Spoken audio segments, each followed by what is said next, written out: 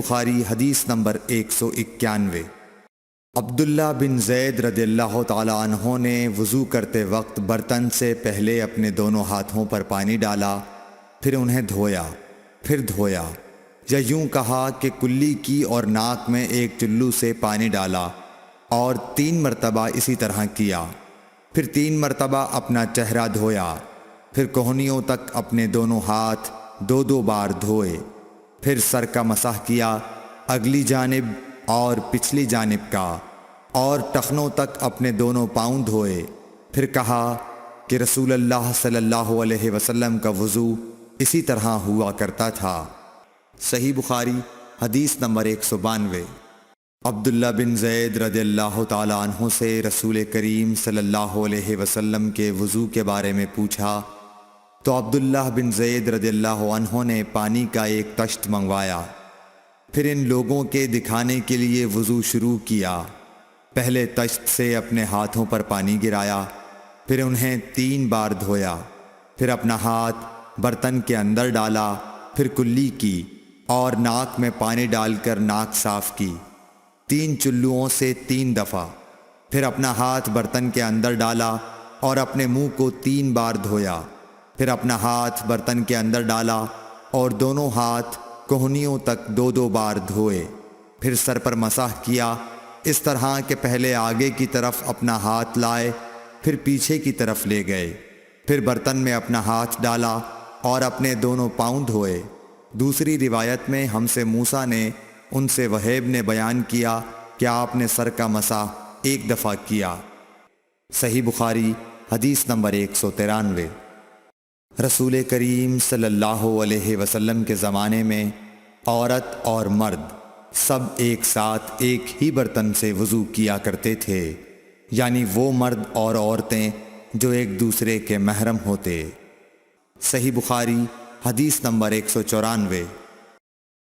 حضرت جابر رضی اللہ تعالی عنہ کہتے تھے کہ رسول کریم صلی اللہ علیہ وسلم میری مزاج پرسی کے لیے تشریف لائے۔ میں بیمار تھا، ایسا کہ مجھے ہوش تک نہیں تھا۔ آپ نے وضو کیا اور اپنے وضو کا پانی مجھ پر چھڑکا تو مجھے ہوش آ گیا۔ میں نے عرض کیا، یا رسول اللہ، میرا وارث کون ہوگا؟ میرا تو صرف ایک کلالہ وارث ہے۔ اس پر آیت میراث نازل ہوئی۔ صحیح بخاری حدیث نمبر 195۔ ایک مرتبہ نماز کا وقت آ گیا تو جس شخص کا مکان قریب ہی تھا وہ وضو کرنے اپنے گھر چلا گیا، اور کچھ لوگ جن کے مکان دور تھے رہ گئے، تو رسول کریم صلی اللہ علیہ وسلم کے پاس پتھر کا ایک لگن لایا گیا جس میں کچھ پانی تھا، اور وہ اتنا چھوٹا تھا کہ آپ اس میں اپنی ہتھیلی نہیں پھیلا سکتے تھے، مگر سب نے اس برتن کے پانی سے وضو کر لیا۔ ہم نے حضرت انس رضی اللہ عنہ سے پوچھا کہ تم کتنے نفر تھے؟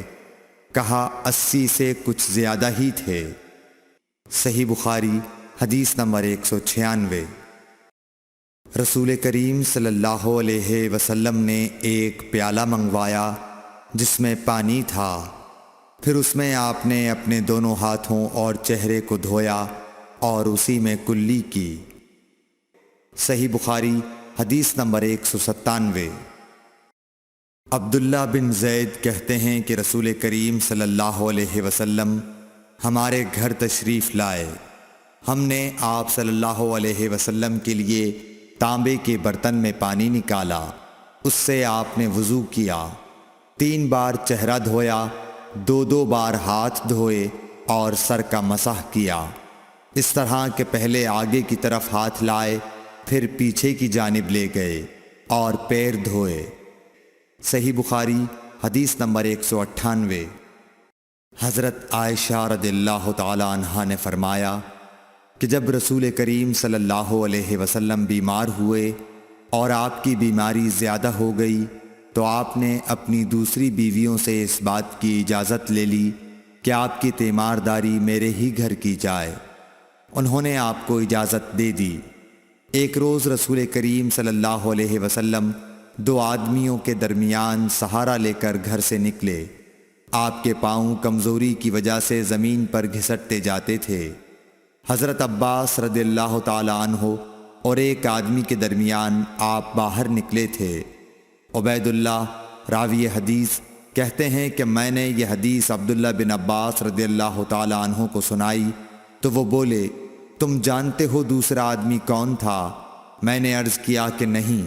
کہنے لگے وہ علی رضی اللہ تعالی عنہ تھے۔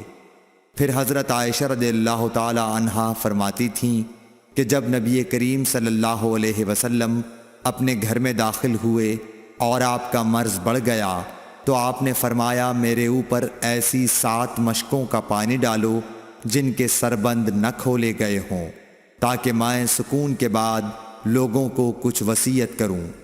چنانچہ آپ کو حضرت حفصہ رسول اللہ صلی اللہ علیہ وسلم کی دوسری بیوی کے لگن میں جو تانبے کا تھا بٹھا دیا گیا، اور ہم نے آپ پر ان مشکوں سے پانی بہانا شروع کیا۔ جب آپ ہم کو اشارہ فرمانے لگے کہ بس اب تم نے اپنا کام پورا کر دیا تو اس کے بعد آپ لوگوں کے پاس باہر تشریف لے گئے۔ صحیح بخاری حدیث نمبر 199۔ عمرو بن یحییٰ نے اپنے باپ یحییٰ کے واسطے سے بیان کیا، وہ کہتے ہیں کہ میرے چچا بہت وضو کیا کرتے تھے، یا یہ کہ وضو میں بہت پانی بہاتے تھے۔ ایک دن انہوں نے عبداللہ بن زید رضی اللہ تعالی عنہ سے کہا کہ مجھے بتلائیے رسول اللہ صلی اللہ علیہ وسلم کس طرح وضو کیا کرتے تھے۔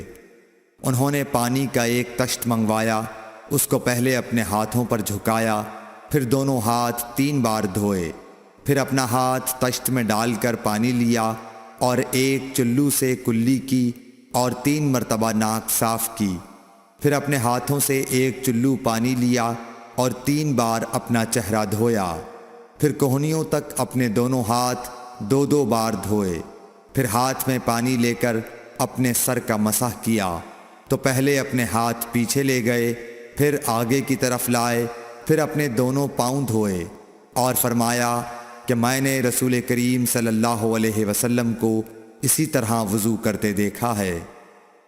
صحیح بخاری حدیث نمبر 200۔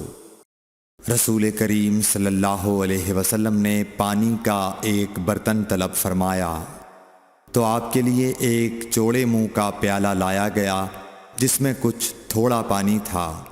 آپ نے اپنی انگلیاں اس میں ڈال دیں۔